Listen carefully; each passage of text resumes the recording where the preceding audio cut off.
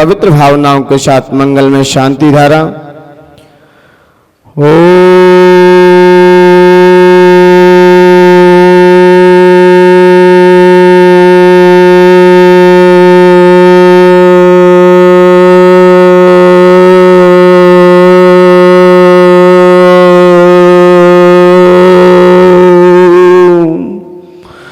नमः स्वदीया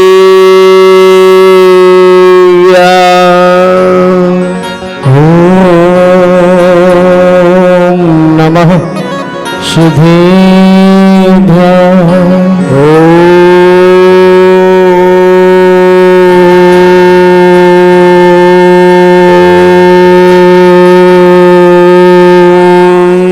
नमः शुद्धेभ्यः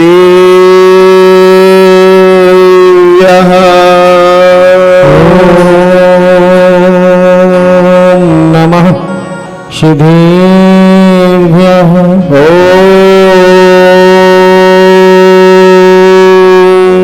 नमः शुद्धेभ्यः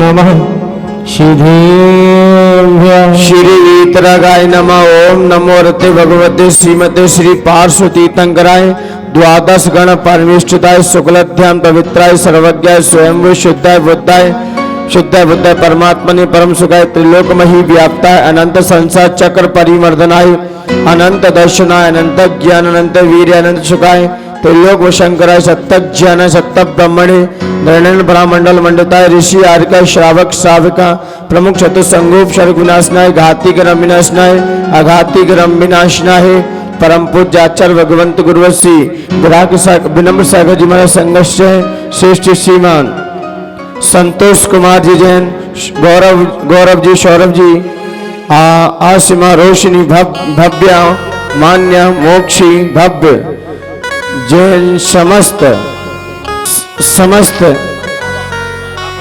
शरापा परिवार से श्रेष्ठ श्रीमान विजय कुमार जी विनीत कुमार जी इंदिरा शेट्टी गहना शेट्टी विहान शेट्टी समस्त परिवार से श्रेष्ठ श्रीमान अक्षय जैन पराग जैन अंकित जैन शैलेश जैन समस्त खंडवा दिगंबर जैन समाज से समस्त भारतवर्ष दिगंबर जैन समाज से समस्त शांतर देखने वाले सुनने वाले सब परिवार से सर्व अववादम अस्माकं चिंजिन्ने विनवन्दे सत्यं चिंजिन्ने विनवन्दे प्रतिकामं चिंजिन्ने विनवन्दे प्रतिकामं चिंजिन्ने विनवन्दे वेदं पापं वैरं च चिंजिन्ने विनवन्दे सर्वोपसर्गं चिंजिन्ने विनवन्दे सर्वविघ्नं चिंजिन्ने विनवन्दे सर्वभयं चिंजिन्ने विनवन्दे सर्वराजभयं चिंजिन्ने विनवन्दे सर्वचोरभयं चिंजिन्ने विनवन्दे सर्वदुष्टभयं चिंजिन्ने विनवन्दे सर्वरागभयं चिंजिन्ने विनवन्दे सर्वमात्मचक्रभयं चिंजिन्ने विनवन्दे सर्वपरमन्त्रं चिंजिन्ने विनवन्दे सर्वशूलरोगं चिंजिन्ने विनवन्दे सर्वक्षयरोगं चिंजिन्ने विनवन्दे सर्वकुष्ठरोगं चिंजिन्ने विनवन्दे सर्वरोगं चिंजिन्ने विनवन्दे सर्वधर्मारिं चिंजिन्ने विनवन्दे सर्वजमारिं चिंजिन्ने विनवन्दे सर्वसर्वास्मारिं चिंजिन्ने विनवन्दे सर्वगोमारिं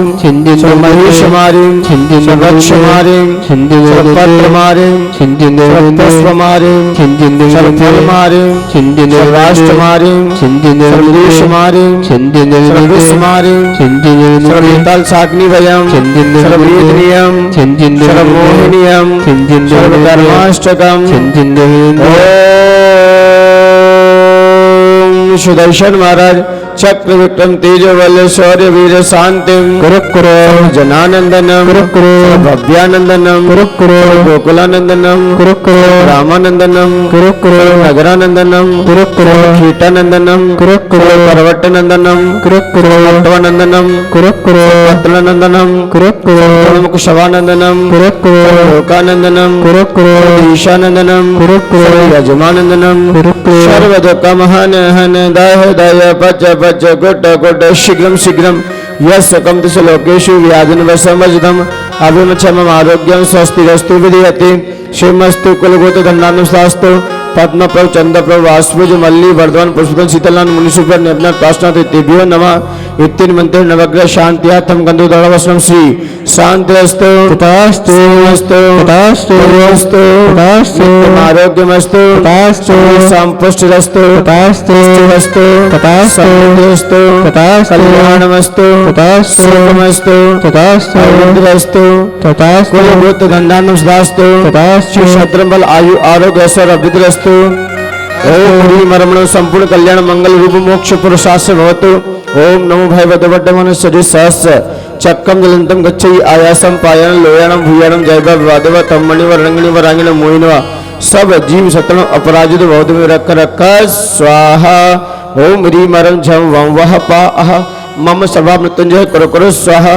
ओम ह्रीं मरं झम वं वह पा अह मम सर्वा मृत्युंजय करो करो स्वाहा। ओम ह्रीं मरं झम वं वह पा अह मम सर्वा मृत्युंजय करो करो स्वाहा।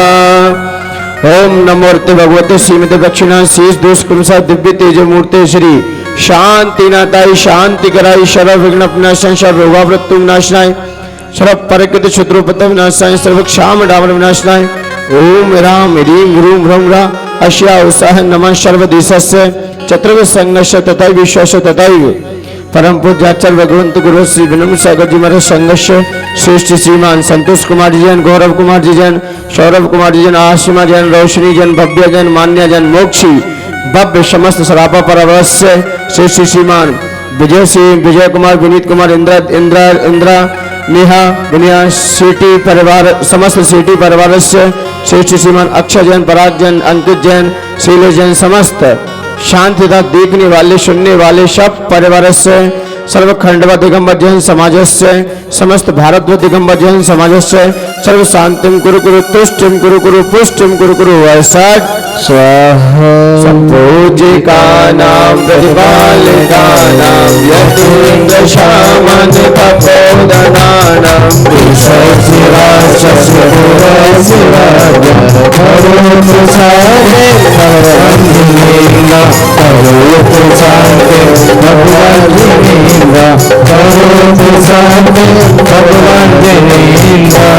जबले शांतिनाथ भगवान की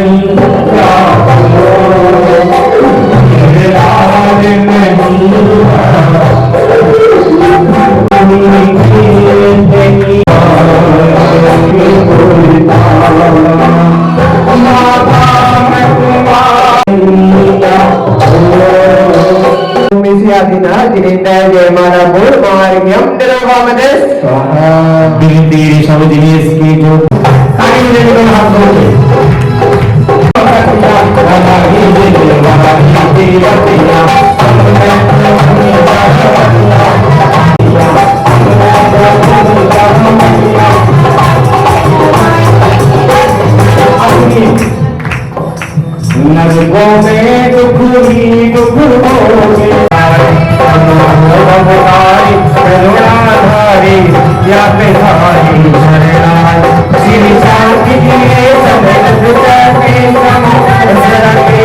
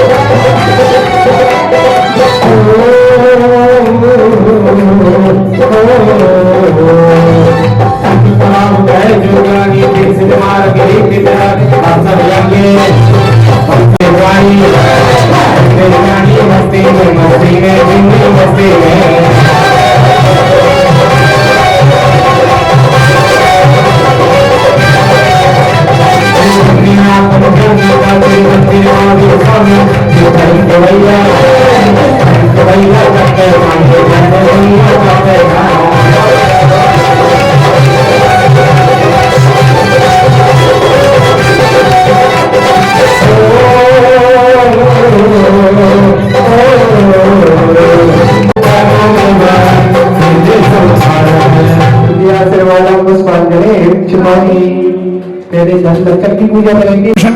शादी ज्ञान ज्योति और जीने दो की खुशबू जय गुरुदेव जियो और जीने दो की खुशबू चारों दिशाओं में घोलेगा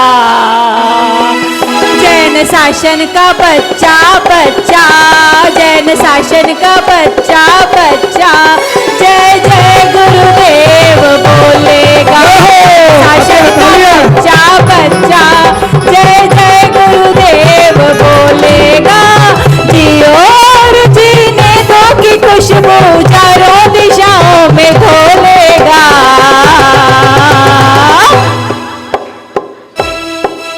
बच्चा जैन शासन का बच्चा बच्चा जय जय गुरुदेव बोलेगा जैन शासन का बच्चा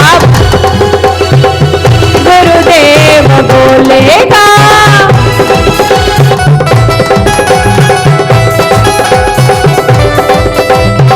ये माइक बंद हो रहा है बार बार जी आप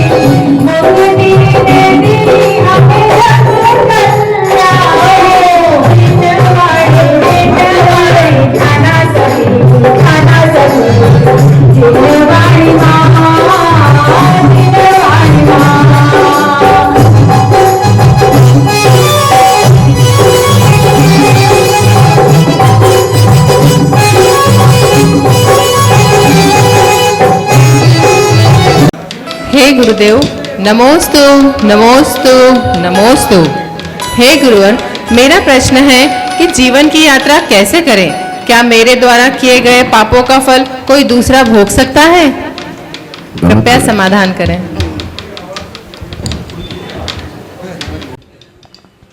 वंदना मुद्रा में पंच परमेष्टि मंत्र का स्मरण।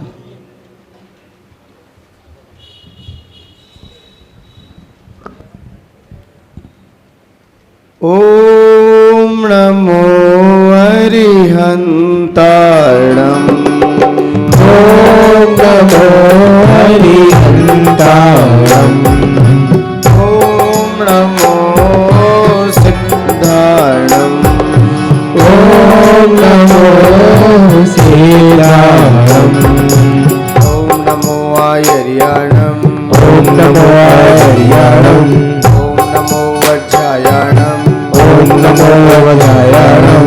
ओम नमो लोहि शवशाहुणम। ओम नमो लोहि सपसाहुणम। ओम नमो लोहि शवशाहुणम। ओम नमो लोहि सपसाहुणम। आपने आपको आप में वर लिया। आपने आपको आप में भर लिया। चेतना को स्वयं में प्रखर कर लिया। चेतना को स्वयं में प्रखर कर लिया। वीतरागी प्रभु हे महावीर जन। विरागी प्रभु हे महावीर जन। आदिनाथ प्रभु तुम हो तारण तरण। आदिनाथ प्रभु तुम तारण तरण। आपके दोई चरण में विनम्र नमन। आपके चरण में विनम्र नमन। त्याग के रूप तुम धर्म के रूप तुम। त्याग के रूप तुम धर्म के रूप तुम। ज्ञान के रूप तुम ध्यान के रूप तुम। ज्ञान के रूप तुम ध्यान के रूप तुम। हे विरागे गुरु दो विरागी नयन। हे विरागी गुरु दो विरागी नयन।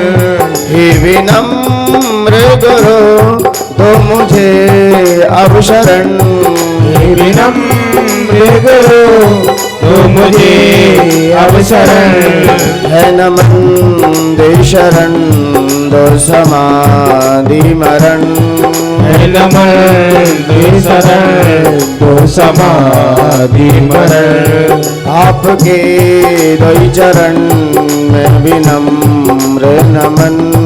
आपके द्वय चरण में विनम्र नमन। जय बोलिए अनंत अनंत सिद्ध परमेष्टि भगवान की। प्रथम तीर्थ श्री ऋषभनाथ भगवान की जय। देवाई देवी के चिंतामणि पारसनाथ भगवान की जय। देवाई देवी के श्री शांतिनाथ भगवान की जय। धर्म तीर्थ शासन नाथ अंतिम तीर्थंकर भगवान महावीर स्वामी की जय। आचार्य भगवंत गुरु श्री कुंद कुंद स्वामी की जय। आचार्य भगवंत गुरु श्री विराट सागर जी गुरुदेव की जय। उच्चारणाचार्य श्री विनम्र सागर जी गुरुदेव की जय। उत्तम किंचन धर्म की जय। अहिंसामयी जैन धर्म की जय। जय बोलिए परम पूज्य मुनि श्री विनत सागर जी महामुनि राज की। जय बोलिए परम पूज्य मुनि श्री विस्मित सागर जी महामुनि राज की। समस्त मुनि राजों की। आँख खुले का सपना है कौन यहाँ पर अपना है। आँख खुले को सपना है कौन यहाँ पर अपना है। सपनों में क्यों खपना है सपनों में क्यों खपना है। सपनों में क्यों खपना है सपनों में क्यों खपना है। सपना अपना मत मानो अपना ही अपना मानो। अपना अपना मत मानो अपना ही अपना मानो। अपना ही आगे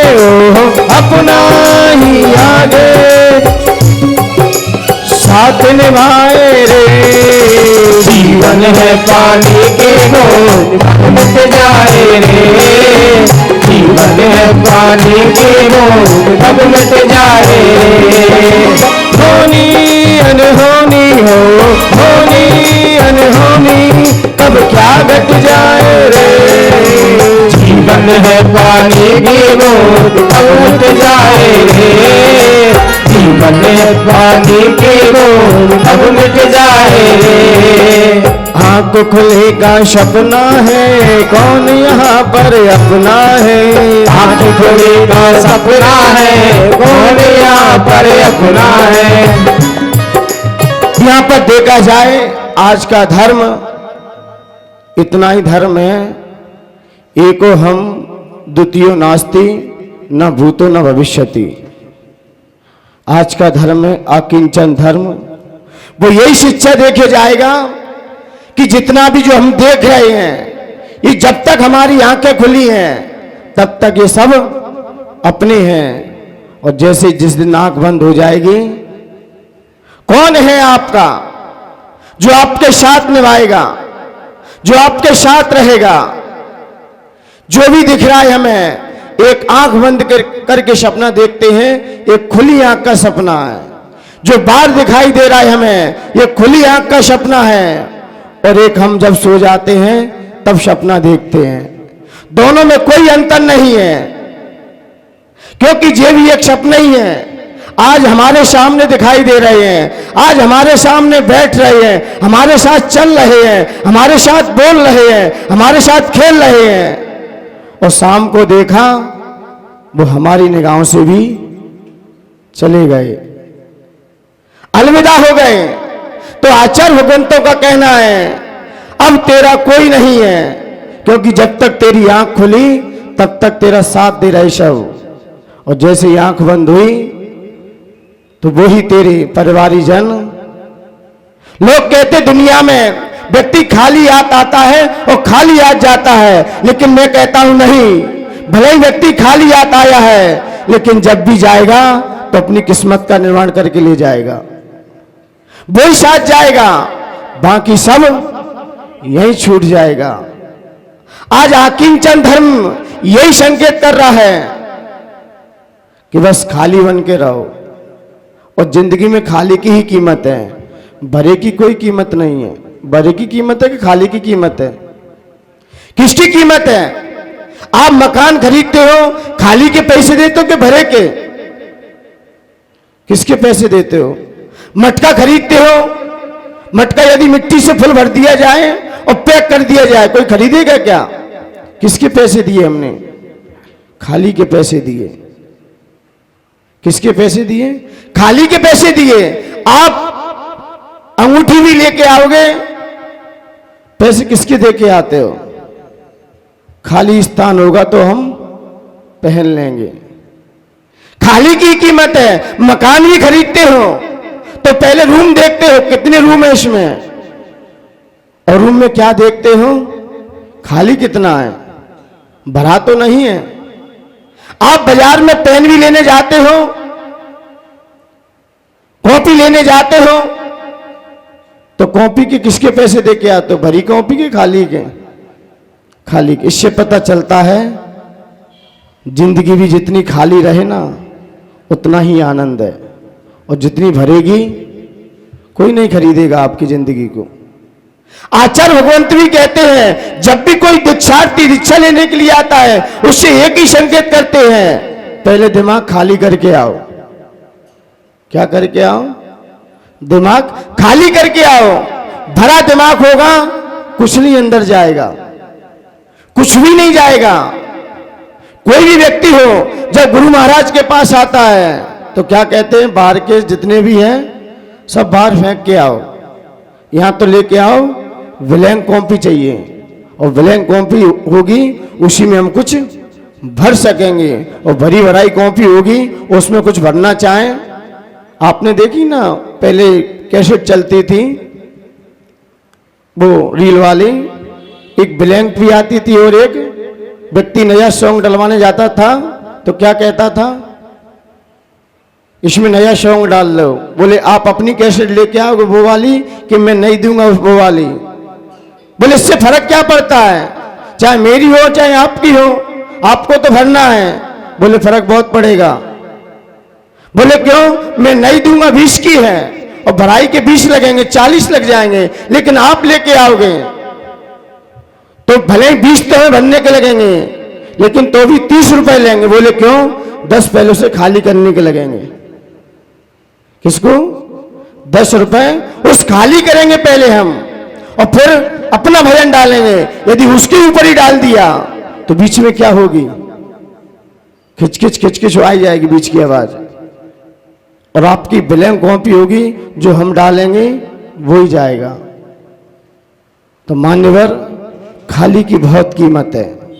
जितनी हम अंदर से खाली रहेंगे उतने हम ऊंचाई को उठ जाएंगे, और जितने हम भर गए उतने हम नीचे चले जाएंगे। इसलिए आचार्य भगवंतों ने कहा है आज तो खाली हो जाओ, क्योंकि कल त्याग हो गया, अब बचाई क्या है आपके पास।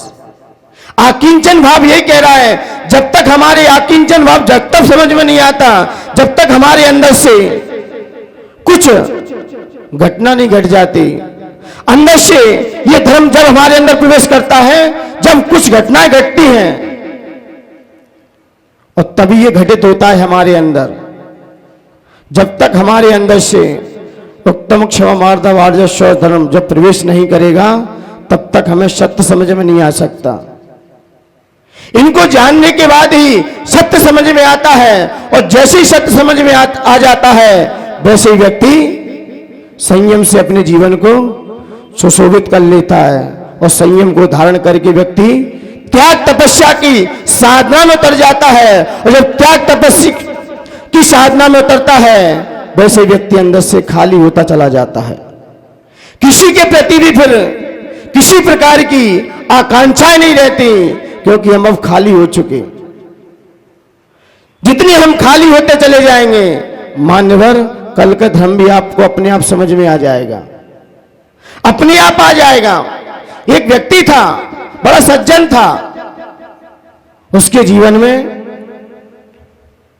4 पत्नियां थी, 4 पत्नियां थी, और सबसे छोटी वाली पत्नी का बहुत ध्यान रखता था। वक्त पर, समय पर, उसका हर समय जब मौका मिले तब उसकी सेवा में। देखिए अकेलापन कितना महसूस करा देगा व्यक्ति को। जिसको तुम नजरअंदाज करते हो वही तुम्हें जिंदगी का अंदाज दिखा देता है लास्ट पर। जिसका हम ध्यान नहीं रख पाते हैं, जो शाश्वत है, जो अनित्य है, जिसकी वजह से हम जी रहे हैं, वो व्यक्ति सबसे पहले उसी को भूलता है। ये भी एक खासियत है। जो जिसका ज्यादा ध्यान रखता हो ना, सबसे पहले उसी को धोखा देगा वो। बाकी सबका ध्यान रखेगा, सबका हितैषी होगा, सबसे प्रेम से बात करेगा, लेकिन जो हमेशा उसके साथ है, उसके साथ बैठता है, उसके साथ सोता है, उसके साथ रहता है, व्यक्ति उसी को भूल जाता है, उसी को ही भूलता है। आजकल के बच्चे देखे नहीं है, ने कोई चंद खिलौने क्या दे दें, जिसने जन्म दिया है माता पिता ने, उसको ही धोखा दे के भग जाते हैं और जानते हमें सुख मिलेगा आगे चल के। मान्यवर, जो भगवान को धोखा दे सकता है वो इंसान को क्या छोड़ देगा। जो ईश्वर को धोखा देगा वो आपको क्या छोड़ देगा। वक्त पड़ेगा तो आपको ही वार कर देगा। ऐसे ही उसकी 4 पत्नियां बड़ी संपन्न थी, लेकिन सबसे पहले वो छोटी पत्नी का बहुत ध्यान रखता था, सबसे ज्यादा दिन रात उसी की सेवा में, और उसके पास उठना, उसके पास बैठना। लेकिन जैसे ही वक्त पड़ा तो दूसरी पत्नी के पास कुछ समय के लिए ध्यान रखता था, 2-3 घंटे निकाल दिए बहुत है। फिर उससे तीसरी नंबर की पत्नी थी, तीसरे नंबर की पत्नी साल भर में कहीं ध्यान रख लिया तो रख लिया, नहीं कोई फर्क नहीं पड़ता। साल निकल जाते थे, कोई ध्यान ही नहीं है। लेकिन जो चौथे नंबर की सबसे बड़ी पत्नी थी, उसका तो उसने कभी ध्यान ही नहीं रखा। कभी भी मौका मिले कभी भी ध्यान नहीं रखा कि वो है कि नहीं। जब अंतिम समय आया उसका, चारों पत्नियों के साथ अपने उसने जीवन यापन किया, और यापन करने के बाद जब अंत समय आया, जब मृत्यु की शैया पर लेटने वाला था, तो उसने खड़े होकर सब पत्नियों से पूछा कि आप मेरे साथ को चलने के लिए तैयार है? क्या पूछा? सबसे पहले वो छोटी पत्नी के पास गया, बोला मेरे साथ चलने के लिए कौन तैयार है? तो छोटी पत्नी कह रही आप चले जाओ, मेरे तो और हैं रखवाले और मुझे संभाल लेंगे। और जैसे ही वो है वहां से उसे ऐसे शब्द मिले, उसके दिल में धक्का लग गया। आगे गया, उसने दूसरी पत्नी से पूछा क्या मेरे साथ चलने के लिए तैयार हो? आप अकेला अब तरें, अकेला ही पन है आज। उसने कहा कि आप चले जाओगे तो मुझे तो चाहने वाले बहुत खड़े हैं, आप मेरे लिए इकलौते नहीं हो, मेरे पास बहुत हैं, मुझे और कोई अपना लेगा। जब जैसे सुना, फिर तीसरी पत्नी के पास गया, जैसे तैसे कि साल भर में ध्यान तो रख ही लेते से तो और पूछ लो कम से कम कि मेरे साथ चलने के लिए तैयार हो के नहीं। वो तीसरी पत्नी के पास भी गया, उसी से यही प्रश्न किया कि आप मेरे साथ चलोगे क्या? तो उसने हाथ जोड़ के कह दिया कि मैं भी आपके साथ नहीं जाऊंगी, मुझे भी कोई ना कोई आप नहीं तो बहुत हैं। लेकिन वो चौथी पत्नी के पास जैसे ही पहुंचा, मां किस मुंह से जाता, क्या मुंह लेके जाता, क्योंकि हमने जब से शादी की है उससे, उसके पास 1 घंटा क्या 1 सेकंड के भी लिए उसके पास नहीं गए हैं। अब उससे किस मुंह से कहें, किस भाव से कहें, किस भाव से, किस परिणाम से कहें उससे? लेकिन फिर भी रोता रोता चरणों में गया, बैठ गया जाके कि मैंने आपका जिंदगी भर में कभी ध्यान नहीं रखा है, ना आपका साथ दिया है, ना आपके साथ रहा हूं, ना आपका बिल्कुल ध्यान रखा है, मैं आपसे कैसे कह दूं कि आप मेरे साथ चलो? तब वो भी पत्नी बड़ी थी, बड़े लोग तो बड़े ध्यान रखते हैं, बोले आपकी क्या डिमांड है? बोले अब मेरा अंतिम समय आ गया है, मेरे साथ आप चलने के लिए तैयार हो क्या? वो सहज बोली कि आप अपना भूल जाओगे, लेकिन मैं अपना कर्तव्य नहीं भूल सकती। आपने कहा मैं आपके लिए हमेशा तैयार हूं। जिसका ध्यान नहीं रखा, जिसका हमें ख्याल भी नहीं आया, वो आज हमारा साथ निभा रहा है, वो तैयार हो गई। मान्यवर, मैं पत्नी की बात नहीं कर रहा हूं, नहीं आप पत्नियों पे ले जाओ। मैं तो ये कह रहा हूं सबसे छोटी पत्नी हमारा शरीर है। सुबह से लेकर शाम तक हम सारी क्रियाएं उस शरीर को सजाने में लगे रहते हैं, खाते हैं, पीते हैं, सोते हैं, उठते हैं, बोलते हैं, चालते हैं। किसकी खातिर? इस शरीर के खातिर। इस शरीर के खातिर ना जाने हम कितने कितने पाप कर लेते हैं, कितना ध्यान रखते शरीर का। सुबह से उठते हैं, रात को खा पी के सोए फिर भी उसी का ध्यान। और दूसरी पत्नी वो है हमारा धन वैभव, जो वक्त समय पर हमें काम दे देता है।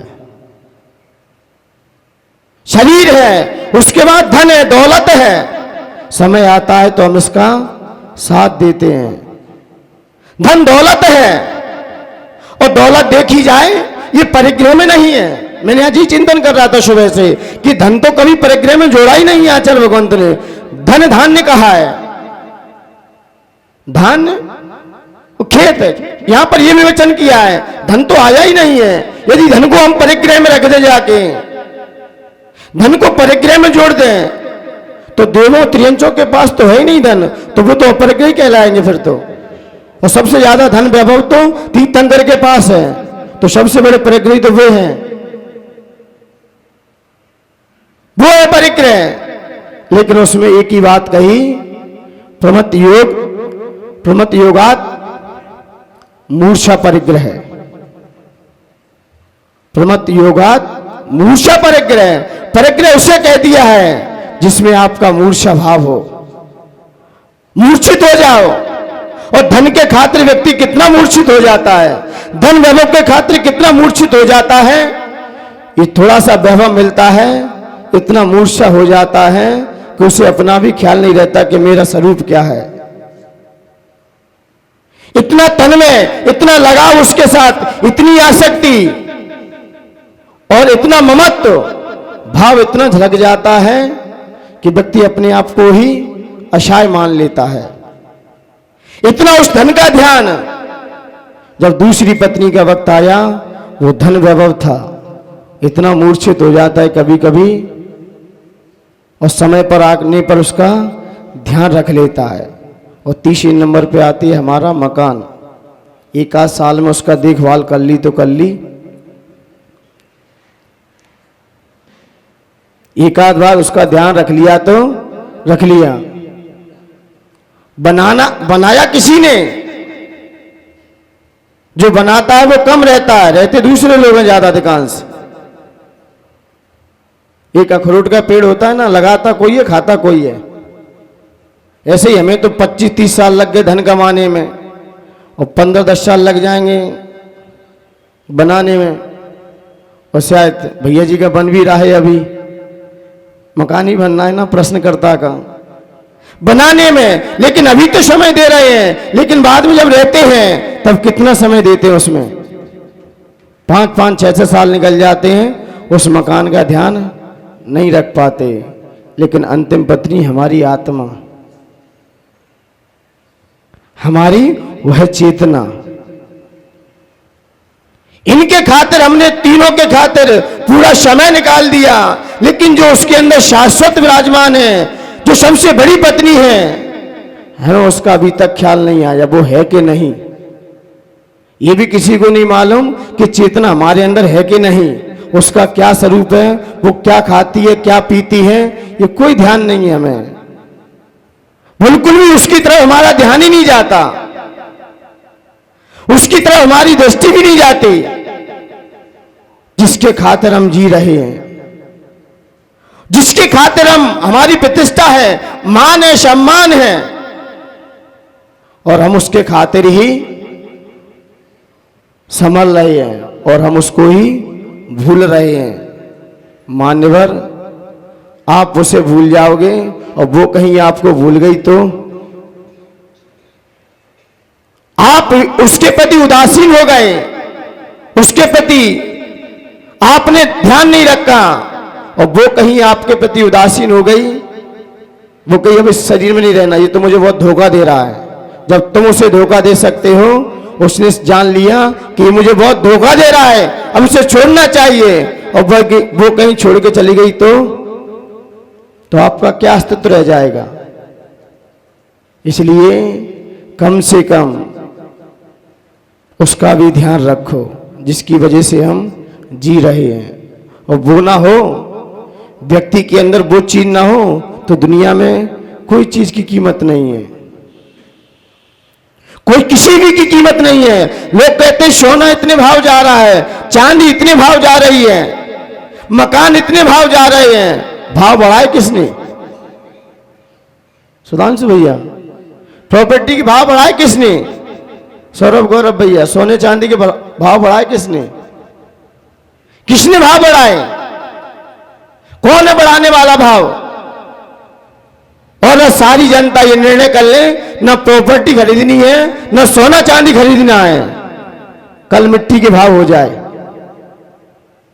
तो इससे पता चलता है दुनिया में हम सबसे बड़ी कीमती हैं, और हमने अपनी कीमत घटा रखी है, और वस्तुओं की कीमत बढ़ गई है। किसके खातिर? किसके खातिर? हमारे खातिर। हम है तो सब है। व्यक्ति था, रास्ते से गुजर रहा था, पैसा कमा के लेके आया, कहां से? इंदौर से। उसे बुरहानपुर जाना था। क्या जाना था? बुरहानपुर जाना था। और जाते ही उसने गाड़ी खरीदी, 4 व्हीलर नहीं, और ब्रीफ केस भी रखा गाड़ी में। पत्नी थी, बच्चे भी थे, वो भी था। ड्राइविंग कर रहा था ड्राइवर। उसने एक ही बात कही, चलो अब यहां से बुरहानपुर चलते अपने गांव, वहां आप थोड़े से रहेंगे। आप भी लोग हैं ना, कभी कभार आ जाते हो और जाते भी रहते हो। ऐसे उसने सोचा चलो चलते हैं। वो गया और आगे जाते ही उसे गैंग मिल गई। रास्ते में बीच जंगल में गैंग मिल गई। बोले गाड़ी दोगे क्या ब्रीफकेस दोगे? गाड़ी या ब्रीफकेस? पैसे से भरा वो दोगे कि गाड़ी? बताओ क्या दोगे? ये आपके जीवन में घटना आ जाए तो आप क्या निर्णय करोगे उस समय? उसने कहा ये ब्रीफकेस ले लो, गाड़ी है तो हम पहुंच जाएंगे। ठीक है, उसने अपने पैसों का भरा, कितने जिंदगी भर कमाया और एक झटके में जिंदगी भर व्यक्ति कमाता है और एक झटके में फेंक देता है। कितने बार कमाया, कितने साल लगा दी उसे कमाने में और गया कितने समय लगे? एक झटके में चला गया। आगे फिर चला, एक गैंग फिर मिल गई आगे जाके। बोला गाड़ी दोगे कि बीवी दोगे? गाड़ी दोगे या बीवी दोगे? क्या दोगे आप? बोले गाड़ी ले लो, आगे चल के और देख लेंगे। आगे फिर बढ़ा, आगे फिर चला, फिर एक गैंग मिल गई आगे जाके। बोले बीवी दोगे कि बच्चे दोगे? कोई घटना घटती नहीं है क्या? आ सकती नहीं है घटना क्या? बोले बीवी दोगे कि बच्चे दोगे? तो उसने कहा बीवी है तो बच्चे तो। उसने कहा बच्चा ले जाओ। आगे फिर चला, फिर गैंग मिली आके। अपनी जान आप दोगे या बीवी दोगे? तो उसने क्या कहा? किसी ले लो, मैं हूं तो दूसरी भी, मैं हूं तो दूसरी आ सकती है। उसने अपनी बीवी दी, फिर आगे चला। उसने कहा हाथ दोगे कि जान दोगे? अपने हाथ पैर दोगे या जान दोगे? अब क्या दोगे आप? क्या दोगे आप? क्या दोगे? हाथ ले लो, क्योंकि वो तो है।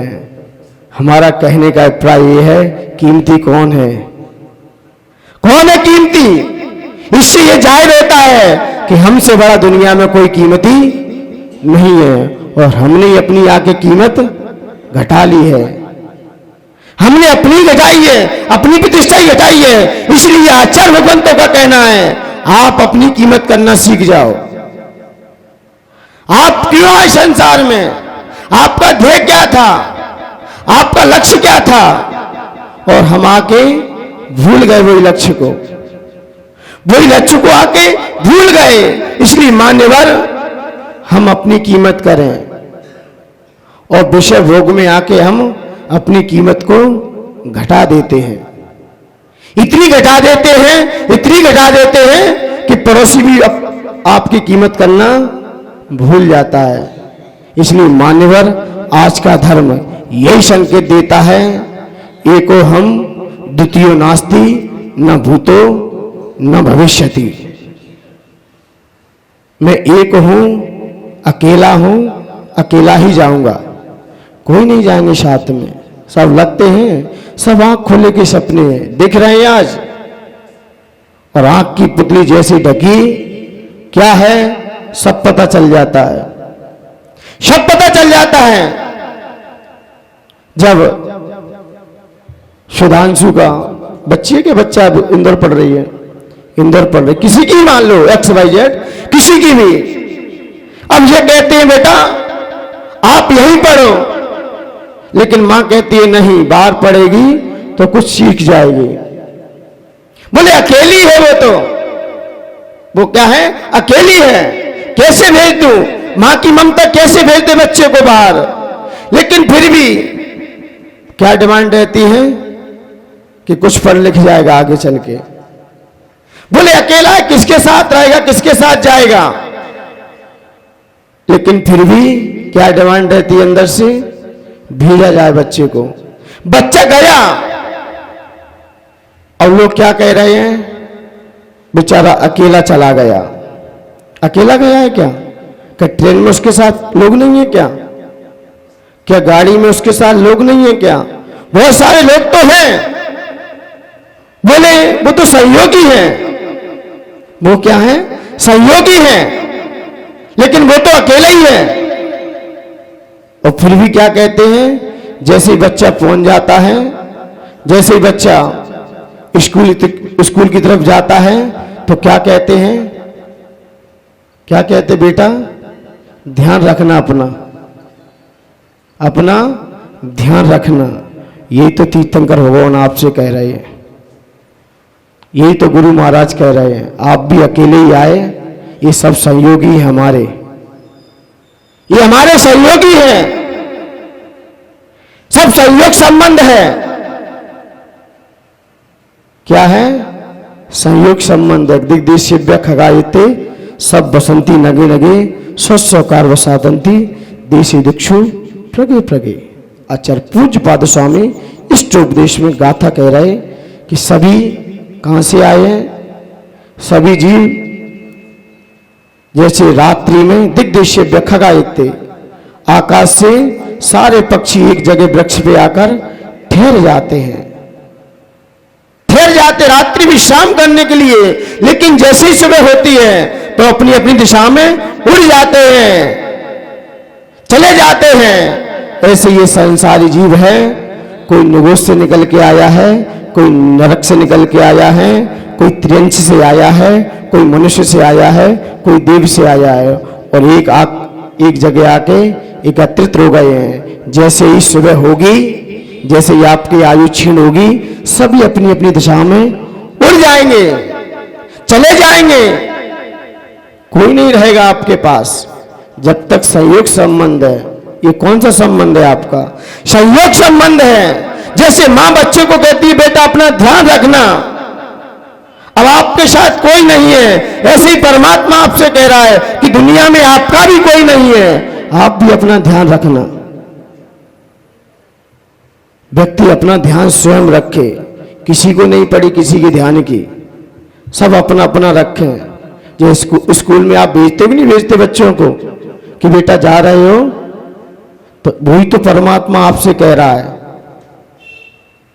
वही तो मां जिनवाणी आपसे कह रही है कि भव्य जी को अपना अपना ध्यान रखना। कोई किसी का यहां सब संयोग संबंध है, अपना किसी से ज्यादा अटैचमेंट में रख लेना, ना किसी से संपर्क बढ़ा लेना यहां पर आकर। ये सब संयोग है आपका। मान्यवर बस यही समझ के रहो, घर में रहने के लिए मने नहीं है। भरत चक्रवर्ती भी रहे, महापुरुष भी रहे, लेकिन वो घर के अंदर नहीं थे, वो घर के बाहर ही थे। भले ही आपको लग रहा है वो 84 मंजिल के महल में थे, उनके दिल में 84 मंजिल नहीं था, और आपके मंजिल में बोले मुझे भी मोह नहीं है। लोग कहते भरत चक्रवर्ती तो घर में बैरागी थे, मैं भी तो मकान में तो रहता ही तो हूं। एक सज्जन आए, बोले मैं मकान में नहीं हूं, ना मकान मेरे अंदर है, ये तो पुद्गल सोता है जाके उसमें। ज्ञानी लोग होते ना बहुत सारे, बात तो बहुत ज्ञानी करेंगे। ऐसे ही उसने सोचा, जैसे ही उसके दूसरे मकान में आग लगी, वो व्यक्ति सामने खड़ा रो रहा था, बोले मकान में आग लगी, बचाओ बचाओ। बड़ा व्यक्ति आके क्या बोला, उसका बड़ा भाई बोला पिताजी रो क्यों रहे आप, इस मकान का तो मैंने सौदा कर दिया किसी से। तो पिताजी खड़े हो गए, लगने दो, अब क्या जा रहा है अपना। जैसे ही छोटा बेटा सामने आया, बोले पिताजी जिसको बेचा था, जिसको मकान दिया था, वो मुखर गया, वो पेमेंट नहीं दे रहा है, अब क्या होगा। फिर वही स्थिति आ गई सामने। अभी 1 सेकंड में क्या थी और अब क्या हो गई। जब दूसरों की होती तो अच्छा है, इससे पता चलता है मूर्छा परिग्रह। यह मूर्छावान। जब कसौटी पे कसे जाते हैं ना, तब पता चलता है कि अपना क्या है, अपना क्या है। मानवर पहले पकना पड़ता है, और जब तक पकोगे नहीं तब तक ये अंदर से आवाज नहीं निकाल सकते। मुंह चलाना तो अलग बात है कि आत्मा अलग है और शरीर अलग है। अहिमिको खलु शुद्धो धन सम्मान सदा रूपी कहना तो सरल है कि मैं अकेला हूं। जब तक तपोगे नहीं तब तक आप अकेलापन महसूस नहीं कर सकते। रोटी भी देखिए ना, कच्ची होती ना, आप उससे तोड़ के देखना, टूट जाएगी लेकिन दो नहीं होगी। और जैसे ही उसे अग्नि पे चढ़ा दो, जैसे ही अग्नि में फेंक दो तो फूल के डबल हो जाती है। फिर कहना आत्मा अलग है शरीर अलग है। कच्ची है टूट जाएगी। फुल्की देखी ना, जब कच्ची लोई होती है उसे गोल करके रख लो, तोड़ के देखना डबल टूटेगी, वो डबल नहीं हो सकती। और जैसे ही अग्नि में फेंकोगे तो बराबर की निकल के आएगी। फिर ऐसे ही हमारी आत्मा भी शरीराकार रूप है, बराबर निकलेगी, बराबर आएगी। और हमने तपा नहीं, हमने तप का अनुभव नहीं किया और सीधी कच्ची लोई का विचार किया तो टूट जाओगे। और ऐसे लोग टूट ही जाते हैं, हॉस्पिटल में जाके देहांत होता है, क्योंकि वेद विज्ञान करने के लिए तप करना पड़ता है। आज हमारे भी जो तपस्वी हैं खंडवा के, ये क्या करना चाहते हैं, इनका ध्येय क्या है? यही सोच रहे होंगे कि भगवान जैसे आपने अपनी तप को आगे बढ़ाया, मैं उसी तप को बढ़ाकर, देखना जितना तप करने वाला व्यक्ति होगा उसके पास ना मोह झलकेगा, कुछ नहीं उसे महसूस लगता। जितना तपस्वी होता है उसे वस्तुओं से फिर प्रेम नहीं रहता। जब अपने शरीर को साधना करता है, जब वो शरीर को अपना नहीं समझता तो बाहर की वस्तु क्या उसे अपना समझेगा। देखना तपस्वियों पर निगाह डालकर, वो कुछ नहीं रखना चाहते अपने पास। बोले जब शरीर ही अपना नहीं है, ये वस्तु क्या कर लेंगी मेरा। जितना तपस्वी होगा, जितना तप तो तर जाएगा आके, वो अपने आप वेद विज्ञान अपने आप छोड़ देगा, चीज को अपने आप चला जाएगा। आप जरा विचार कीजिए, आपका शरीर अस्वस्थ होता है और फिर आपके सामने कितनी विषय भोग सामग्री रख दो तो आप क्या करोगे, ले जाओ यहां से, कोई काम की नहीं। यही तो त्याग है। अब कहां रहना चाहते हो? बोले मुझे अकेला छोड़ दो, अब मुझे अकेला रहना है। उसे कोई नहीं सुहाता। फिर बीमार व्यक्ति अस्वस्थ हो जाए, बीमार पड़ जाए और सामने भोग की सामग्री सामने रखी है, क्या कहेगा उस समय? ये कोई काम की नहीं है। यही तप का प्रभाव रहता है जीवन में। तपस्वी भोगों के प्रति अनासक्त हो जाता है, उसे किसी प्रकार का मोह नहीं रहता। फिर अंदर सब टूट जाता है। वो जान जाता है कि मैं कौन हूं, मेरा क्या स्वरूप है। इसलिए आचार्य भगवंतों ने कहा है कि हमारे पास जितना भी है सब पराया है, मेरा कुछ नहीं है। बस आज इसका ही अनुभव करना है। आज क्या अनुभव करना है? मेरा कुछ भी नहीं है, मैं अकेला था, अकेला ही जाऊंगा और अकेला ही दुनिया से विदा हो जाऊंगा। बस यही हमारे अंदर चिंतन बना रहा, यही हमारे अंदर विचार बना रहा तो मान्यवर आप अनुभव कर सकते हो। एक धागा भी रह जाएगा ना शरीर पे ना, वो भी आपको पूरी गृहस्थी फंसवा देगा।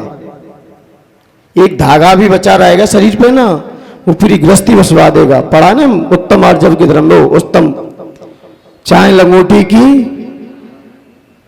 तनकसी, क्या पढ़ रहे थे अकिंचन की पूजन में? फांस तलक की तन में शाल है, चाहे लंगोटी की दुख फाल है। एक लंगोटी भी होगी ना, पूरी गृहस्थी बस गई थी। एक ग्वाले ने क्या कहा, मेरे पास कुछ नहीं है, मैं एक लंगोटी में रहता हूं, मेरे पास कुछ नहीं है, मैं तो इसमें ही रहता हूं। और लंगोटी को कौन काट गया? चूहा काट गया। और चूहा काट तो गया, अब उसकी रक्षा के लिए क्या करें? उसने बिल्ली पाली। कि बिल्ली चूहे की रक्षा कर सकेगी, लंगोटी की रक्षा कर सकेगी और चूहा भाग जाएगा। अब बिल्ली तो पाल ली, अब बिल्ली के लिए दूध कहां से आए? अब गाय पाली, अब गाय के लिए चारा कहां से आए? फिर उसने खेत खरीदा, अब खेत की रखवाली के लिए कोई ना कोई तो चाहिए। भाई खेत पर रहेंगे हम तो रोटी कौन ले आएगा मेरे लिए? फिर क्या किया? शादी कर ली, फिर मकान बन गया। चाहे लंगोटी की एक लंगोटी भी होगी ना, पूरी गृहस्थी बसा देगी।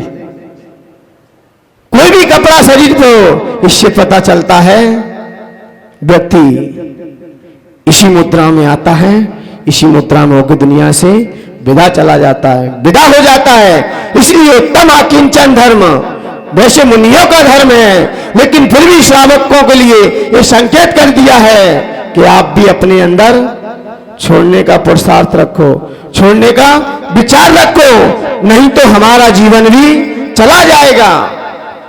और नहीं रखा मान्यवर तो संसार आपका बढ़ता ही रहेगा, आपका बढ़ता ही रहेगा, कितना भी क्यों ना हो। आचार्य भगवंतों ने कह दिया है कि बाहर से लंगोटी का आपने त्याग कर दिया है, फिर भी अंदर भी कोई अपेक्षाएं ना बैठी हो। क्योंकि बाहर से कपड़े तो उतार दिए, ठीक है, अब अंदर से और उतार दो। क्योंकि सांप बाहर से कांचरी उतार देता है, लेकिन अंदर वास्तव में देखा जाए वो पहले उतरे। जब तक बाहर से कषाय ने अंदर से कषाय नहीं उतरी है, ये लंगोटी भी कुछ नहीं कर लेगी, कुछ भी नहीं कर लेगी। अंदर से भी, अंदर बाहर परिग्रह दोनों प्रकार के बताए हैं, अंदर का भी और बाहर से भी। बाहर से तो उतार दिए, धन नान खेत वस्तु सब छोड़ दिया, कुछ नहीं है, लेकिन सबसे बड़ा अंतरंग परिग्रह कौन सा है? मिथ्यात्व, विपरीत मान्यता, खोटे विचार, चार कषाएं और नौ कषाएं और एक मिथ्यात्व, ये पहले उतर गया। बाहर के कपड़े तो अपने आप स्वतः ही उतर जाते हैं, पहले अंदर से उतरना चाहिए। और जब तक अंदर बैठे रहेंगे, क्योंकि मुनि बनने के बाद भी ऐसा कई लोगों को देखा गया है, पुष्प ढाल जैसे मुनिराज 12 वर्ष तक किसके वियोग में रहे और कौन संभाले रहा उन्हें? मुनि वारिसेन। दीक्षा तो ले ली, अब दीक्षा तो ले ली बिना पत्नी की अनुमति से, लेकिन पत्नी घर पे खाना बना रही है। अब दीक्षा तो ले ली, और पत्नी भी कैसी थी बताओ, कैसी पत्नी थी? और वारिसेन को भी छोड़ के आए थे, सब सुंदर थी। 12 साल तक वही मोह लगा रहा, वही भावना जाती रही। और ये ऐसा आचार सिद्धांतों में भी उल्लेख मिलता है, दीक्षा होने के बाद दीक्षार्थी 12 वर्ष तक अपने मोहल्ले में नहीं जा सकता। गुरु के साथ तो जा सकता है, लेकिन अकेला नहीं जा सकता। 12 वर्ष हो जाएं, उसके बाद आचार्य भगवंत विनम्र सागर जी गुरुदेव दीक्षा लिए, पूरा प्रांत घूमा, लेकिन 23 साल के बाद जाके भिंड में वर्षा योग किया, जाके 23 साल निकाल दिए बाहर विचरण करते करते। आचार्य विशुद्ध सागर जी भी दीक्षा लेने के बाद शायद 19 में और 20 में उनका चतुर्मास, पहले विनम्र सागर जी का हो गया, फिर विशुद्ध सागर जी ने किया जाके, इतने वर्ष बाद। लेकिन वारिसेन करते क्या, अभी कैसे ले जाएं? लेकिन फिर भी उन्होंने उनका स्त्रीकरण किया। और वो जान रहे थे कि वो है क्या चीज, इनके मन में क्या चल रहा है अभी। और जब तक कुछ भी चलता रहेगा, तब तक ये अपने लक्ष्य को प्राप्त नहीं कर सकते। और वारिसेन आए साथ में लेकर, 12 वर्ष व्यतीत होने के बाद तब क्या किया? अपनी मां से कहा, एक चौकी लकड़ी की लगाई थी और एक सोने की, अब कौन किस में बैठेगा? परीक्षा हो रही है। मान्यवर वारिसेन बड़े विज्ञ पुरुष थे, नीतज्ञ थे, न्यायप्रिय थे। उन्होंने अपनी सारी 12 किसको बुलाया, कितनी थी उनकी, कुछ 10-15 लगभग थी उनकी भी, सामने आई। जब रूपवती स्त्रियों को देखा तब पुष्पडाल मुनिराज को विचार आया कि मैं तो अपनी कहानी के लिए इतना 12 वर्ष तक तपस्या की, उस कहानी में ही अपना दिमाग लगाए रखा, और ये तो इतनी रूपवती कन्या है, रूपवती बहुरानियों को छोड़ के गए हैं। तब उन्हें अपना ध्यान आया, तब वहीं से उन्होंने संकल्प किया कि अब मैं भी ध्यान नहीं रखता। इसलिए मान्यवर मुनिराज होने के बावजूद भी अंदर से यदि हमारे अंदर कंचन, कीर्ति और कामनी तीनों में से एक ही बैठी रही ना, कंचन, कीर्ति और कामनी, ये तीनों ही अंदर की चीज, ये बाहर से नहीं दिखाई देती किसी को। कीर्ति, जब गुरु महाराज शिष्यों को संबोधन कर रहे थे, पढ़ा रहे थे, सभी शिष्य बैठे हुए थे, सभी अध्ययनरत थे, लेकिन गुरु महाराज कहीं कथा करने के लिए कहीं दूसरे गांव गए और सभी शिष्यों से कहे गए मौन रहना, कोई आए कह देना गुरु महाराज अभी बाहर गए हैं, बाद में जिसको समाधान करना है बाहर में कर देंगे। सभी शिष्य गुरु आज्ञा में थे, सभी ने गुरु आज्ञा का पालन किया, लेकिन एक शिष्य आ गया, थोड़ा सा आ गया विचार।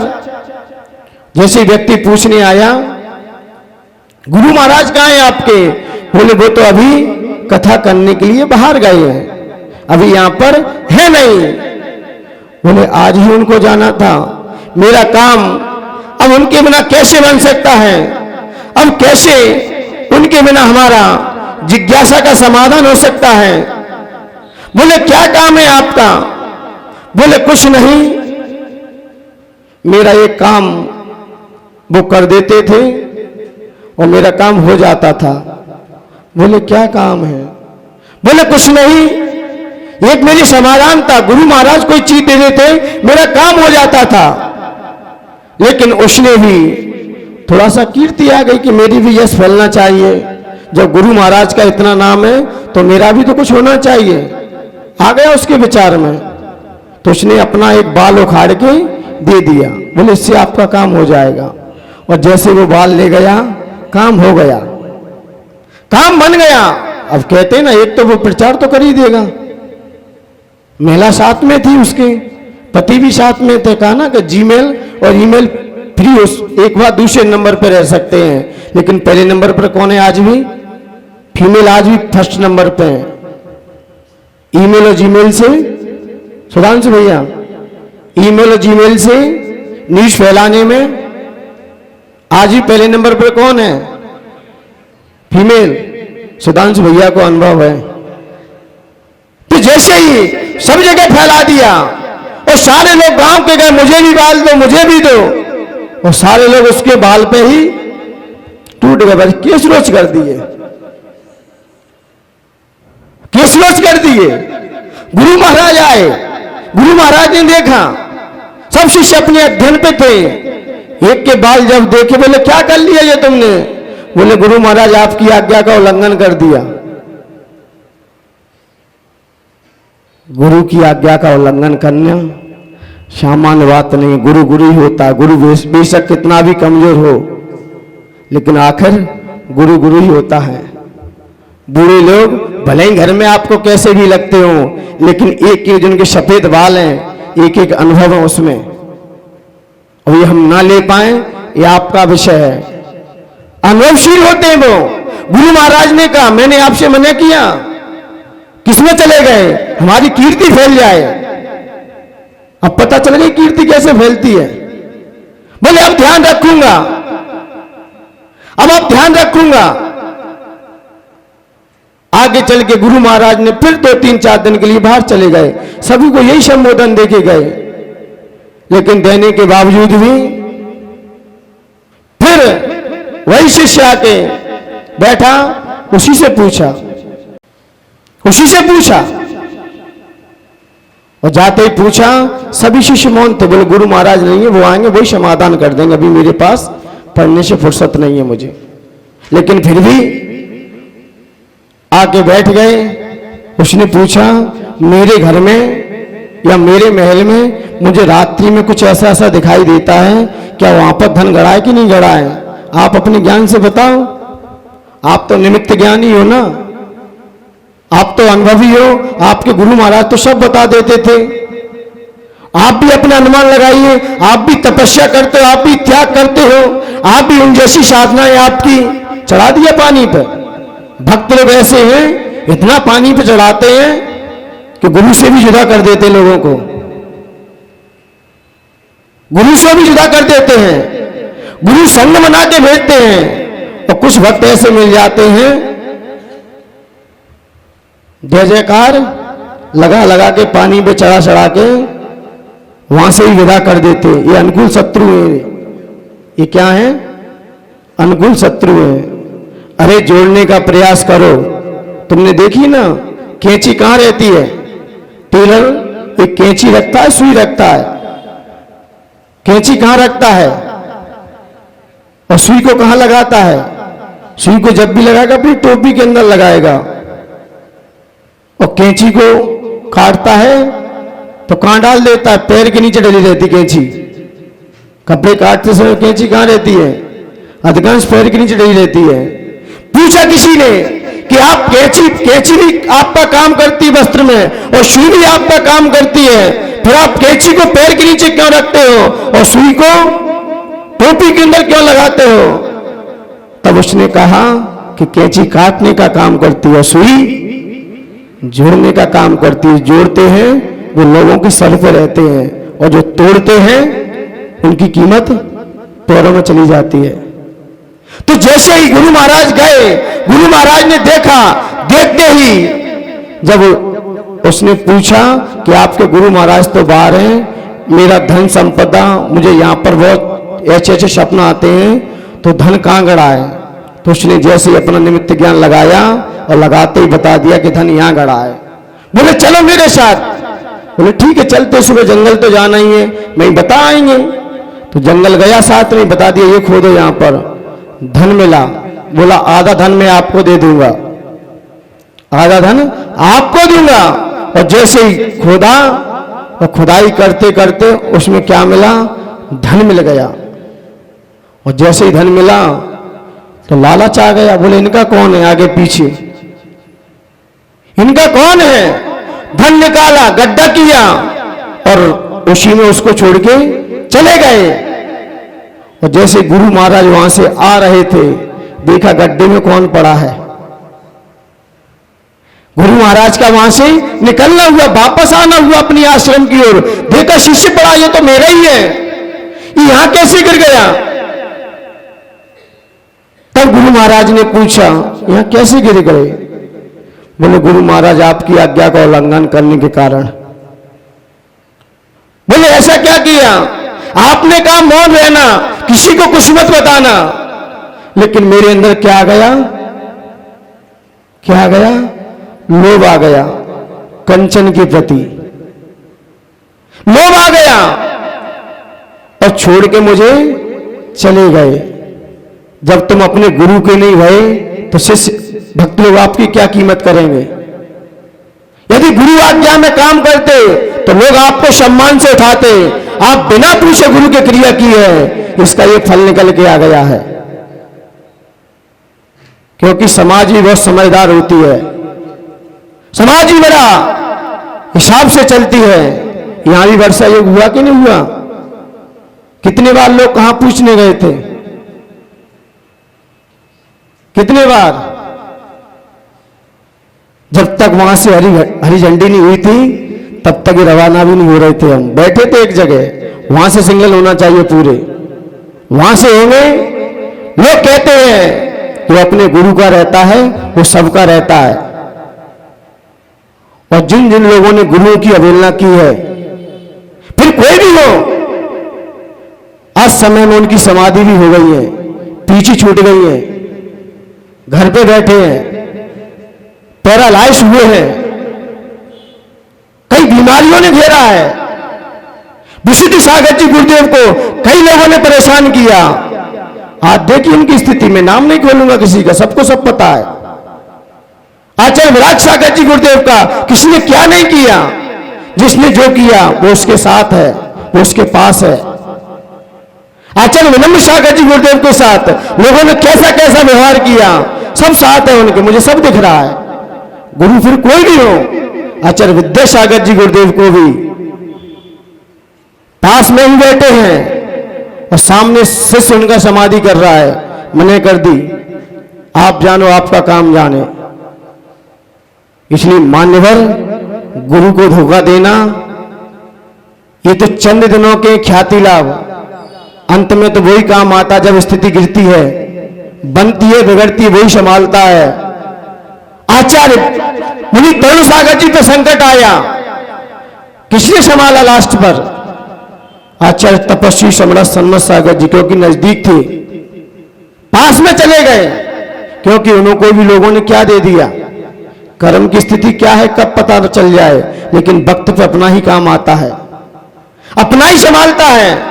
भले ही बच्चे हमारे हाथ से निकल जाएं, लेकिन लास्ट पे कौन आता है? उनके माता पिता ही काम आते हैं, वही संभालते हैं, वही उनको शिक्षाएं देते हैं।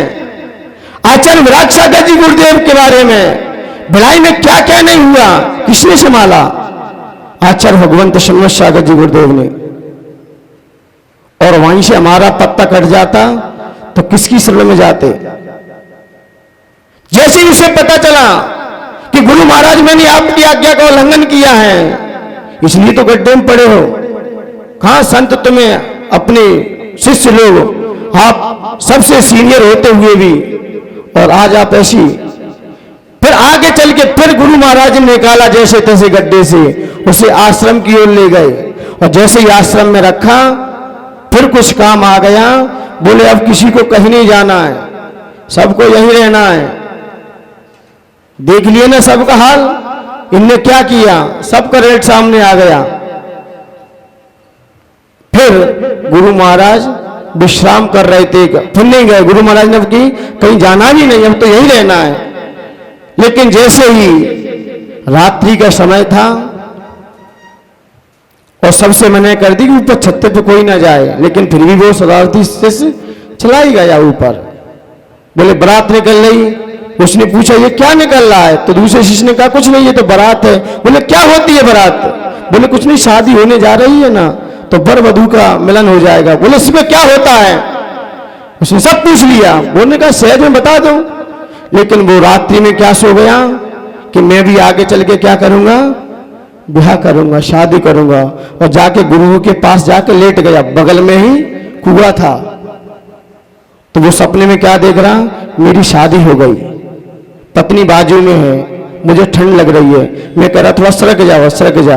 वो सरकती गई और मैं भी जाके कुएं में गिर गया। तो गुरु महाराज ने देखा ये कहां चला गया, वैसे रोज सोता था पाट पर, आज कुएं में कैसे गिर गया? तब गुरु महाराज ने पूछा आपने क्या किया? बोले कुछ नहीं, रात को कुछ सपनों में खो गया। बोले किसने कहा आपको सपने में खोने के लिए? बोले कुछ नहीं, बारात निकल रही उसकी थोड़ा सा पूछने गया था मैं। जब रात्रि की, जब स्वप्न की नारी तुम्हें कुएं में पटक सकती है और साक्षात जिनके पास हो उनका तो भगवान ही मालिक है। सपने की नारी जब कुएं में डाल सकती है और जो साक्षात होंगे उनका तो मान्यवर। ये गुरु महाराज की शिक्षा है। गुरु जो कहे वो करोगे, सफलता हासिल होगी, सफलता पैर चूमेगी आपके। और गुरु जो करते हैं वो आप मत करना भूल के भी, क्योंकि वो सोच बहुत ऊंची रखते हैं। वो हर शिष्य के लिए उत्थान का भाव रखते हैं। हर शिष्य मुझसे आगे बढ़े, हर शिष्य ऊंचाई को छुए। पुष्पदन सागर ने भी दीक्षाएं दी, और दीक्षाएं दी, शिष्य उनसे भी ऊपर निकल गए, उससे भी ऊंचाई को छू गए। इसलिए मान्यवर कोई गुरु नहीं चाहता कि मेरा शिष्य मुझसे नीचा रहे, क्योंकि दुनिया में सच्चा मालिक वही है जो अपने सेवक को अपना जैसा बना लेता है। एक दिगंबर मुद्रा ही है जो हर गुरु महाराज शिष्य यही कहते हैं आप मुझसे आगे चलो, जहां सो रहे उससे आगे बढ़ो, मैं तो आपके पीछे रहूंगा, कोई बात नहीं है। क्योंकि मैं तो अपनी समाधि, कई गुरु महाराज ऐसे हुए हैं कि अपने शिष्यों को भी गुरु बनाया है। आचार्य विद्यासागर जी जैसे महामुनिराज दीक्षा ली, ज्ञान सागर जी से दीक्षा ली, उन्होंने देख लिया आज्ञावर्ती शिष्य है, अनुशासित है, आज्ञा में रहता है, इसकी ख्याति वो लंबी फैलेगी, क्योंकि वो जान गए। और ज्ञान सागर ने अपने शिष्य को ही अपना गुरु बना लिया, अपने शिष्य को ही अपना गुरु बना लिया। ये पहला उदाहरण है। जब योग्यता आती है ना तो फिर सब झुक जाते हैं। इसलिए मान्यवर, यहां पर यह कहना है कि आप उसके प्रति अभिमुख रहो, उसके प्रति जागृत रहो, उसके प्रति आप ललक रहो। जो हमारी चेतना है, उसका जिसने जन्म दिया है उसका भी ध्यान रखो, और जिसने हमें यहां भेजा है उसका भी ध्यान रखो मान्यवर। तब हमारा जीवन का कल्याण होना संभव है, अन्यथा संसार बहुत लंबा है। कितना है मैं कुछ नहीं कह सकता। इसलिए मान्यवर, आप यही प्रयास करें, उस चेतना के प्रति अपनी जागरूकता लाएं। वही चेतना आपके साथ है, उसी को संभालें, उसी की सजगता रखते, उसी पे ध्यान दें, तो हमारा जीवन में कल्याण हो सकता है। इसलिए आज का सूत्र यही है, एको हम द्वितीय नास्ति। जिज्ञासु का प्रश्न है, क्या मेरे द्वारा किए गए पापों का फल दूसरा भोग सकता है? नहीं, आप ही अपने पापों को भोगोगे। जितने भी दुनिया में पाप है, मैंने कई बार कहा है कि जो पाप करते हैं हम, पाप में कोई भागी नहीं होता, पाप में जीव स्वतंत्र है। आप अपना पाप करोगे, किसी के लिए भी करो, चाहे आपके 10 बच्चे हो, चाहे 20 बच्चे हो, आप जो पाप कर रहे हो आपको ही फल भोगना पड़ेगा। कोई दूसरा आपका साथ नहीं देगा, कोई दूसरा साथ नहीं देगा आपका। जब संत के पास एक व्यक्ति पहुंचा और संत को उसने पकड़ लिया, वो डाकू था, लुटेरा था, संत को पकड़ लिया कि आपने यहां पर बहुत मोहरें चढ़ी थी, बहुत सोने चांदी की जवाहरात चढ़ी थी, वो कहां है, मुझे दो। संत ने कहा ले गया होगा कोई, मेरे पास कौन सा रहने वाला है। तो उसने संत से बात पूछा और संत को बांध दिया, नहीं बताओगे तो आप ऐसे ही बने रहोगे। तो संत ने कहा ठीक है, आप मुझे बांध दो, कोई फर्क नहीं पड़ता इससे, चाहे जंगल में रहूं चाहे मैं महल में रहूं, मुझे क्या फर्क पड़ने वाला है। तो संत महात्मा ने पूछा, जिस चोरी कर रहे हो ये आप किस लिए कर रहे हो? बोले मेरे बीवी बच्चे हैं, परिवार है, मेरा बहुत बड़ा परिवार है। बोले वो आपका साथ देते हैं? बोले वो मेरे में भोजन भी नहीं करते, जब तक मैं नहीं पहुंचता वहां पर तब तक वो भोजन भी नहीं करते, मेरे अनुसार चलते हैं। तो संत ने कहा जो आप कर रहे हो उसमें वो भागी है कि नहीं? बोले सब भागी हैं। बोले मैं यही बनाऊं, आप घर पे पूछ के आना कि जो मैं कर रहा हूं उसमें सब मेरा साथ देंगे कि नहीं देंगे। तो गया दौड़ता हुआ और जाके अपनी बीवी से पूछा कि जो मैं काम करता हूं वो आपको अच्छा लगता है? बीवी बोली मैं मुंह दिखाने लायक नहीं रही अब संसार में। बोले क्यों? लोग कहते हैं किसकी बहू है, किसकी बहू है ये? बच्चे से पूछा, बच्चे कहते हैं ये किसका पुत्र है? स्कूल में बच्चे मुझे परेशान करते, छेड़ते हैं, ये चोर का बेटा आ गया, लोग मुझे ऐसे कह के पुकारते हैं। मां के पास गया, मां ने भी यही उत्तर दिया, बेटा तू ये काम कर रहा है, इससे मेरा दिल गवा नहीं दे रहा है। पिता के पास गया, पिता ने कहा तूने तो मेरे कुल की नाक नीची कर दी, मेरे कुल में तो इतने इतने अच्छे कार्य हुए, तू ये कार्य कर रहा है, अब मैं क्या कह दूं? तू मानता किसकी है? मानता किसकी है? रोते हुए जब उसने पिता के आंसुओं को देखा और देखते ही वो संत के पास गया और संत को जाते ही खोला कि संत महात्मा आज तो आपने मेरी आंखें खोल दी कि जो पाप कर रहे हो उसमें कोई दिल से आशीर्वाद नहीं दे रहा मुझे, सबकी आंखों में आंसू हैं। जब व्यक्तियों के आंखों में आंसू हैं तब उसे अपने अंदर भी पश्चाताप हुआ। बोले संत महात्मा, आज से मैं इन पापों का त्याग करता हूं, और जाके उन्हीं के चरणों में आके उस दीक्षा को स्वीकार किया। इसलिए मान्यवर, जो पाप आप कर रहे हो उसमें कोई भागी नहीं है।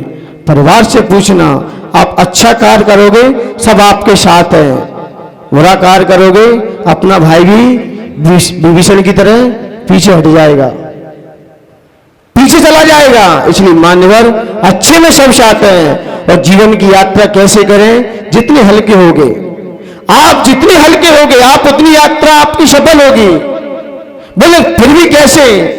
आप लोहे के लिए 1 क्विंटल लोहा ले लीजिए या 1 टन लोहा, और 1 टन लोहा लेके यात्रा करी तो उसके लिए क्या चाहिए मुझे? कोई ट्रेन या गाड़ी बड़ी चाहिए। और वही सोने को बेचकर आपने क्या खरीद लिया? चांदी खरीद ली। यात्रा किसमें हो जाएगी? चांदी लेकर। पैसे उतने ही हैं, लोहे को बेचा, चांदी ली, यात्रा किसमें होगी आपकी? 4 व्हीलर काम आ जाएगी, आराम से यात्रा हो जाएगी, चांदी पूरी चली जाएगी। उसी चांदी से आपने सोना खरीद लिया, यात्रा किसमें हो जाएगी?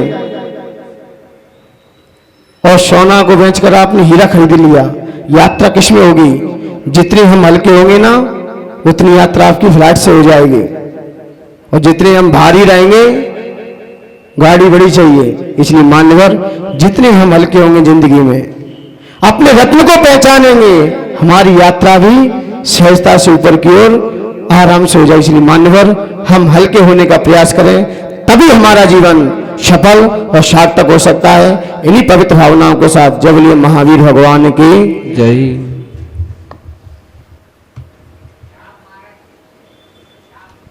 ओम ह्रीम उत्तम आकिंचन धर्मांगाय नमः। ओम ह्रीम उत्तम आकिंचन धर्मांगाय नमः। ओम ह्रीम उत्तम आकिंचन धर्मांगाय नमः। ओम ह्रीम उत्तम आकिंचन धर्मांगाय नमः। ओम ह्रीम उत्तम आकिंचन धर्मांगाय नमः। ओम ह्रीम उत्तम आकिंचन धर्मांगाय नमः। ओम ह्रीम उत्तम आकिंचन धर्मांगाय नमः। ओम ह्रीम उत्तम आकिंचन धर्मांगाय नमः। ओम ह्रीम उत्तम आकिंचन धर्मांगाय नमः। ओम ह्रीम उत्तम आकिंचन धर्मांगाय नमः। ओम ह्रीम उत्तम आकिंचन धर्मांगाय नमः। ओम ह्रीम उत्तम आकिंचन धर्मांगाय नमः। ओम ह्रीम उत्तम आकिंचन धर्मांगाय नमः। ओम ह्रीम उत्तम आकिंचन धर्मांगाय नमः। ओम ह्रीम उत्तम आकिंचन धर्मांगाय नमः। ओम ह्रीम उत्तम आकिंचन धर्मांगाय नमः। ओम ह्रीम उत्तम आकिंचन धर्मांगाय नमः। सम्यक दर्शन, सम्यक ज्ञान, सम्यक चारधार का नमो नमः।